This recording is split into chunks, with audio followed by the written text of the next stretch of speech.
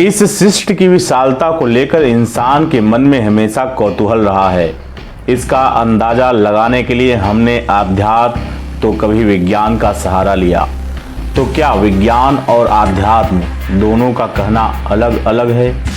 कहाँ है इस सृष्टि का और छोर?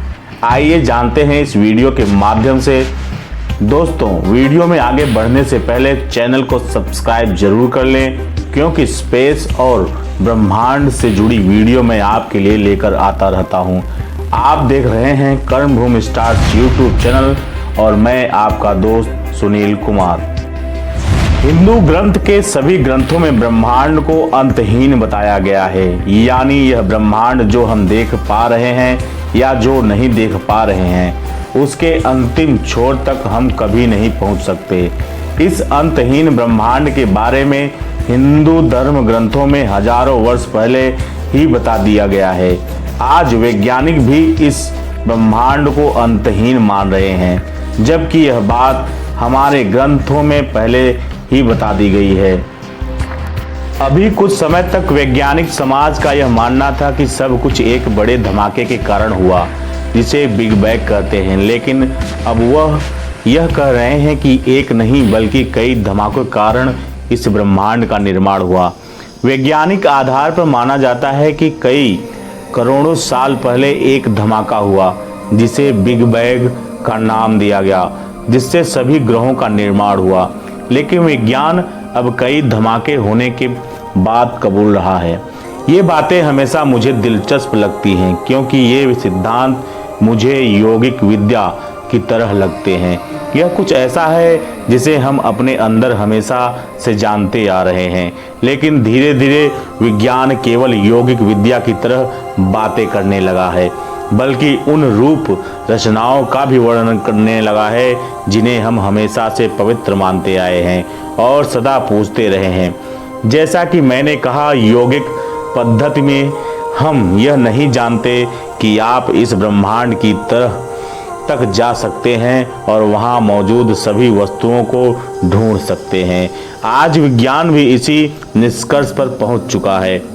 जब विज्ञान कहता है कि यह अंतहीन ब्रह्मांड है, तो इसका सीधा सा मतलब है कि आप इसकी विशालता के बारे में कभी नहीं जान सकते। विज्ञान और योग विद्या यह भली भांति जानते हैं कि इस ब्रह्मांड का लगातार फैलने वाली रचना है, जिसका कोई और छोर नहीं है। हम इसके एक छोर से दूसरे छोर तक सफ़र नहीं कर सकते, क्योंकि जब तक आप दूसरे सिरे पर पहुंचेंगे तब तक यह और फैल चुका होगा।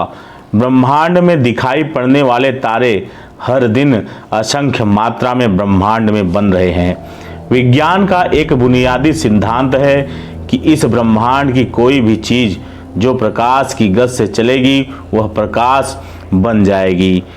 मान लीजिए कि मैं अपनी उंगली आगे पीछे करता हूँ, तो यह सामान्य है, लेकिन अगर मैं इसे प्रकाश की रफ्तार से चलाता हूँ तो यह अपने मूल रूप से हट जाएगी, यह प्रकाश बन जाएगी। प्रकाश ही एकमात्र ऐसा भौतिक पहलू है जिसका अस्तित्व बना रहता है। इसके अलावा दूसरी सभी चीज़ें गायब हो जाएंगी। यही कारण है हमारी रफ्तार चाहे जितनी हो, पर प्रकाश की चाल से हम 1 किलोमीटर पीछे ही रहेंगे। अगर हम अपनी अधिकतम चाल से इस ब्रह्मांड में यात्रा करते हैं, तो जैसे जैसे हम इसके एक सिरे में से दूसरे सिरे की ओर बढ़ते जाएंगे, वैसे वैसे यह और हमसे दूर होता जाएगा। इसी कारण हम कभी भी इस ब्रह्मांड की यात्रा पूरी नहीं कर सकते। इसलिए योग इसे अंतहीन ब्रह्मांड मानता है।